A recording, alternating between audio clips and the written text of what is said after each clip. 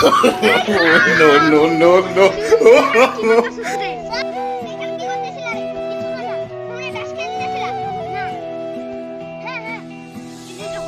তোমাদের এখন এগুলো এই বয়সে এগুলো করতে নেই। তোমাদের এখন লেখাপড়া করে বাপ মা টাকা দিয়ে এগুলো করতে নেই।